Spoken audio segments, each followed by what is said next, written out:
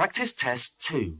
You will hear a number of different recordings, and you will have to answer questions on what you hear. There will be time for you to read the instructions and questions, and you will have a chance to check your work. All the recordings will be played once only. The test is in 4 sections. Write all your answers in the listening question booklet. At the end of the test, you will be given 10 minutes to transfer your answers to an answer sheet. Now turn to section 1 of your question booklet. Section 1. In this section, you will hear 2 overseas students, Kate and Lukey, being interviewed by a university counsellor. First look at questions 1 to 5. You will see that there is an example which has been done for you. On this occasion only, the conversation relating to the example will be played first. Hi there, Kate. Come on in. How are you today? Fine, thanks. Hi, Lukey. How's things? Okay. Well, as I explained on the phone, I'm a counsellor here at the Student Services section of the university. And I'm interviewing overseas students to help me draw up a guide for new students. So I'd be grateful if you could tell me a little about your time since you've been here in Cambridge. Right. Dear. Now, Kate, let's start with you. Okay, this is your 2nd semester, isn't it? Could you tell us something about your first impressions of the town when you arrived? Yeah. Well, first of all, I was struck by how quiet it is here in the evening. Kate's first impression of the town is that it is quiet in the evening. So, quiet is the answer. Now we shall begin. You should answer the questions as you listen, because you will not hear the recording a second time. Now listen to the first interview with Kate and complete the notes by filling in the numbered spaces 1 to 5. Hi there, Kate. Come on in. How are you today? Fine, thanks. Hi, Lukey. How's things? Okay. Well, as I explained on the phone, I'm a counsellor here at the Student Services section of the university.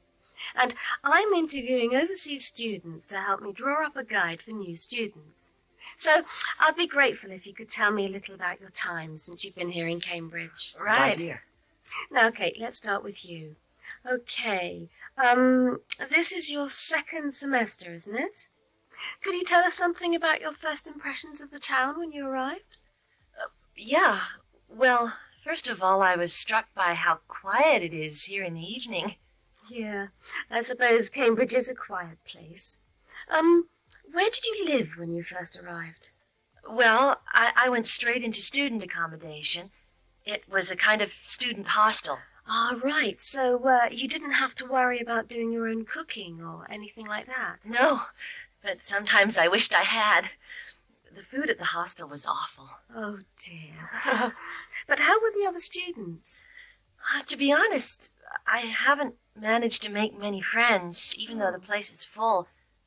People seem to keep to themselves. They're not really very friendly. Oh, I'm sorry to hear that. Well, what about the actual course? You're studying, I'm doing a master's by coursework in environmental studies.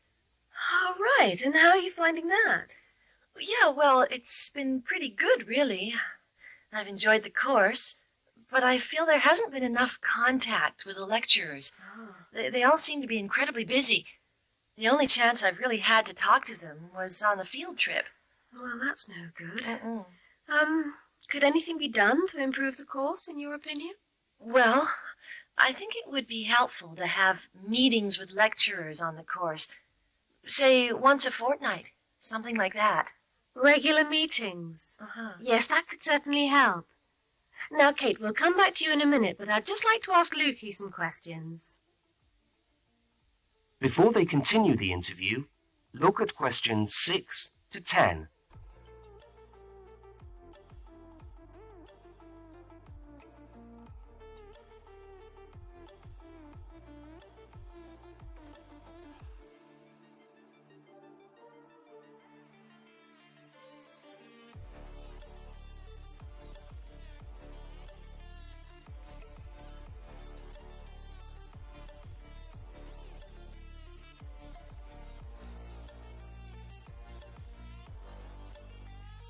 As you listen to the rest of the interview, complete the notes.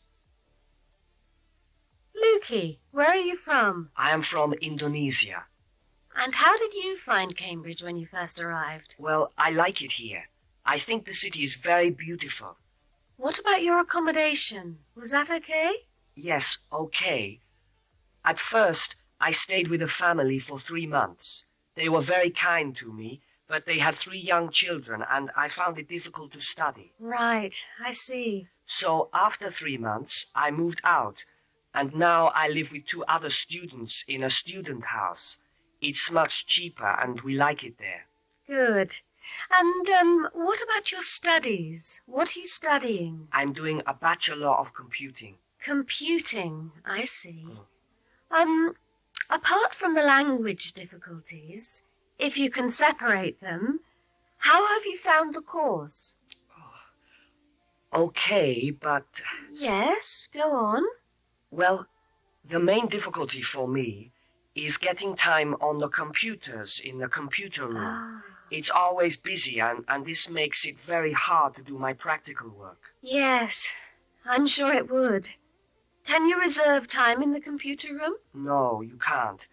But it would certainly help if we could reserve computer time. Yes, I'll look into that and see if something can't be done to improve things over there. Now, let's go back to Kate. That is the end of section 1. You now have half a minute to check your answers.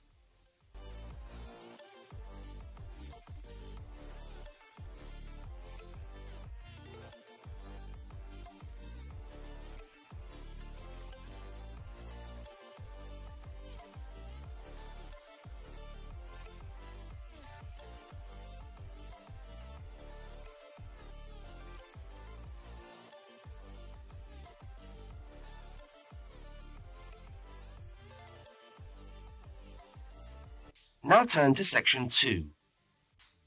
Section 2. You are going to hear a radio tour about buying a bicycle.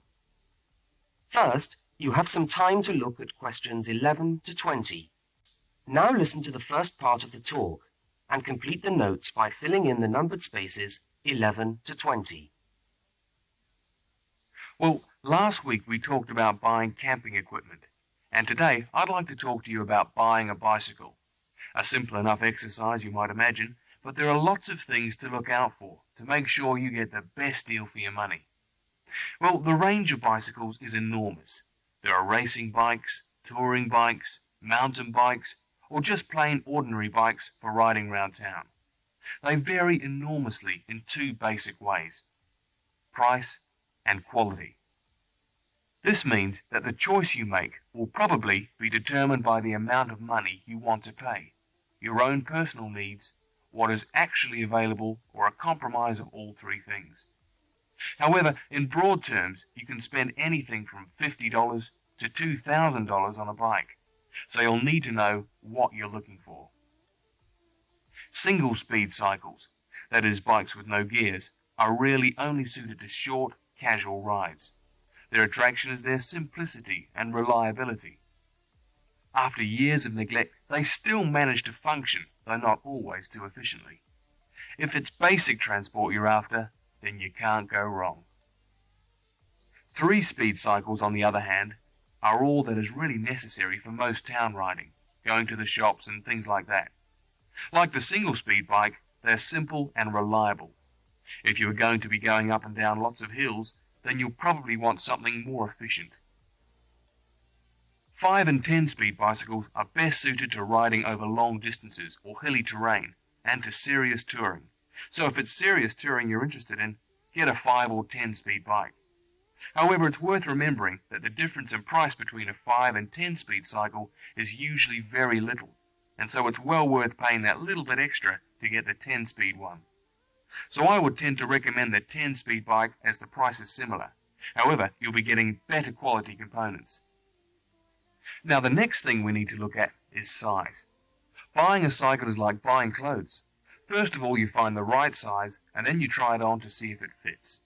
Contrary to what you might imagine, the size of the cycle is not determined by the size of the wheels, except in children's cycles, but by the size of the frame. So you'll need to measure the length of your legs and arms to get a frame that is the right size for you. Well, that's all from Helpful Hints for today. That is the end of section 2. You now have half a minute to check your answers.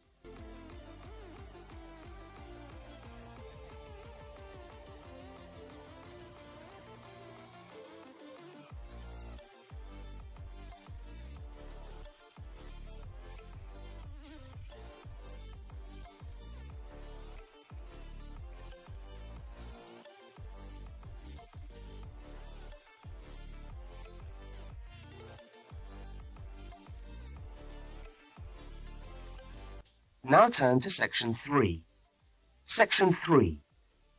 In this section, you will hear a conversation between two students, Fiona and Martin, talking about a tutorial topic. First, look at questions 21 to 24. Now listen and answer questions 21 to 24. Hi there, Martin. How are you going with your Australian Studies tutorial paper? Oh, good. I finished it, actually. Lucky you. What did you do it on? I'm still trying to find an interesting topic. Well, after some consideration, I decided to look at the history of banana growing in Australia. Banana growing? Yeah, banana growing. Fascinating, I'm sure. Well, it's not as boring as you'd think. And I wanted to tie it into the work I've been doing on primary industries and the economy. Anyway, I bet there are a few things you didn't know about bananas. Such as? Such as the fact that bananas were among the first plants ever to be domesticated. Oh, really? Yeah, they're an extremely nourishing food. I suppose you're going to tell me the whole history of banana growing now, aren't you? Well, it'll be a good practice run for my tutorial next week. I'll do the same for you sometime. Okay, fire away. So where were these bananas first domesticated? According to my research, the Cavendish banana, which is a type of banana, and the first type to be cultivated here, actually originated in China, but they had a fairly roundabout route before they got to Australia. You mean they didn't go straight from China to Australia? No, they didn't. It seems that in 1826, bananas were taken from South China to England. I suppose they'd have made a welcome addition to the English diet. Yes, I'm sure. Well, apparently there was an English duke who was particularly fond of bananas, and he used to cultivate them in his hothouse, which is where you have to grow them in England, of course, because of the cool climate. And they became quite popular in the UK. So he was the one responsible for cultivating the Cavendish banana, which was then introduced into Australia. I see, and we've been growing them ever since. Yeah. Now look at questions 25 to 32. As the conversation continues, complete Martin's notes. Are they hard to grow? Well, yes and no. To grow them in your garden, no, not really. But to grow them commercially, you need to know what you're doing. You see, you only get one bunch of bananas per tree, and it can take up to 3 years for a tree to bear fruit if you don't do anything special to it. But this period is greatly reduced with modern growing methods, particularly in plantations where you have perfect tropical conditions. Right. So what are you looking at? 1 year? 2 years? No, around 15 months in good conditions for a tree to produce a bunch of bananas. And once you've got your bunch, you cut the bunch and the plant down. So how do the trees reproduce then? Well, bananas are normally grown from suckers, which spring up around the parent plant, usually just above the plant. They tend to like to grow uphill, or at least that's the common wisdom. So that's why banana plantations are usually on hillsides, is it? Yeah, they grow best like that. That's interesting. If you plant them in rich soil and give them plenty of water at the beginning of summer, then they should be well advanced by the beginning of winter, when growth virtually stops. But in a country like England, they're hard to grow. Although you can grow them in a hothouse. But in Australia, it's not difficult. No. Oh, even here, the growers put plastic bags around the bunches to protect them and keep them warm. If you go up to the banana growing districts, you'll see all these banana trees with plastic bags on them. But how do they stop the bananas going bad before they reach the shops? Well, the banana bunches are picked well before the fruit's ripe. Once you cut the bunch, the bananas stop growing, but they do continue to ripen.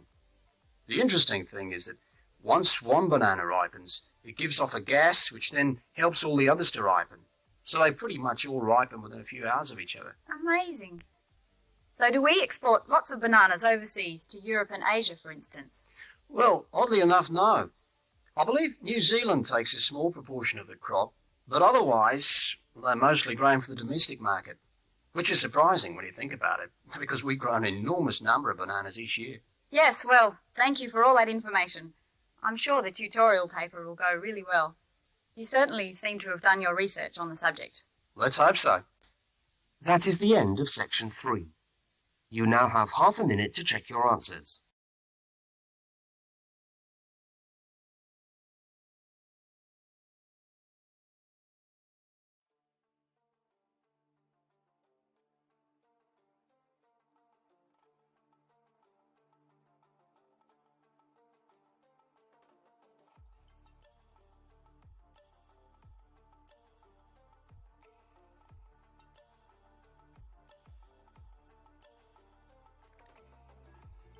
Now turn to Section 4. Section 4. You are going to hear part of a public lecture for new students. First, look at questions 33 to 35. Now listen and answer questions 33 to 35. Good morning. Good morning, everyone, and welcome to our regular lecture on health issues. This series of lectures is organised by the Students' Union and is part of the union's attempt to help you, the students of this university, to stay healthy while coping with study and social life at the same time. So, it's a great pleasure for me to welcome back Ms. Diane Greenbaum, who is a professional dietitian and who has been kind enough to give up her time in what I know is a very hectic schedule to come along and talk to us today. Thank you. Thank you very much, John. May I say it's a pleasure to be back. Now, stresses at university, being away from home and having to look after yourselves, learning your way around the campus, all contribute to making it quite hard sometimes to ensure that your diet is adequate. So, today, I'm going to talk about ways of making sure that you eat well, while at the same time staying within your budget. Now look at questions 36 to 41.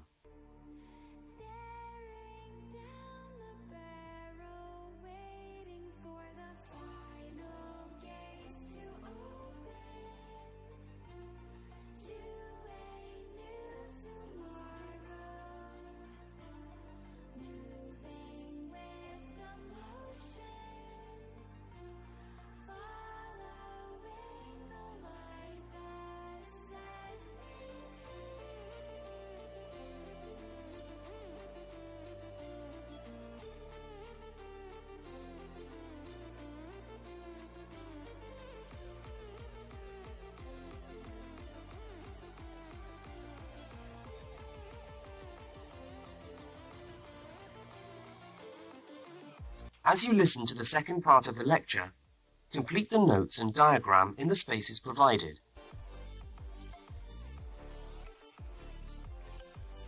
If you have a well-balanced diet, then you should be getting all the vitamins that you need for normal daily living. However, sometimes we think we're eating the right foods, but the vitamins are escaping, perhaps as a result of cooking, and anyway, we're not getting the full benefit of them. Now, if you lack vitamins in any way, the solution isn't to rush off and take vitamin pills, though they can sometimes help. No, it's far better to look at your diet and how you prepare your food. So, what are vitamins? Well, the dictionary tells us they are food factors essential in small quantities to maintain life. Now, there are fat-soluble vitamins, which can be stored for quite some time by the body, and there are water-soluble vitamins, which are removed more rapidly from the body. And so a regular daily intake of these ones is needed. Okay, so how can you ensure that your diet contains enough of the vitamins you need? Well, first of all, you may have to establish some new eating habits. No more chips at the uni canteen, I'm afraid. Now, firstly, you must eat a variety of foods. Then you need to ensure that you eat at least 4 servings of fruit and vegetables daily. Now, you'll need to shop 2 or 3 times a week to make sure that they're fresh, and store your vegetables in the fridge or in a cool, dark place. Now, let's just refresh our memories by looking at the healthy diet pyramid. Okay, can you all see that? Good. Well, now, as you see, we've got 3 levels to our pyramid. At the top, in the smallest area, are the things which we should really be trying to avoid as much as possible. Things like, sugar, salt, butter, all that sort of thing. Next, on the middle of our pyramid, we find the things that we can eat in moderation. Not too much, though. And that's where we find milk, lean meat, fish, nuts, eggs. And then at the bottom of the pyramid are the things that you can eat lots of, because they're the things that are really good for you. Here we have bread, vegetables, and fruit. So, don't lose sight of your healthy diet pyramid when you do your shopping.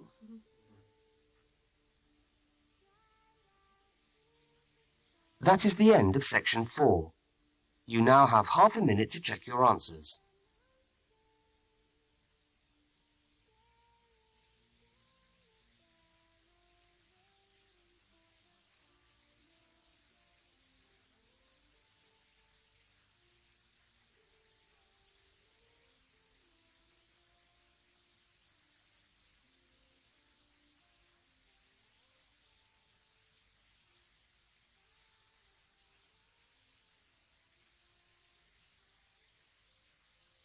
That is the end of the listening test.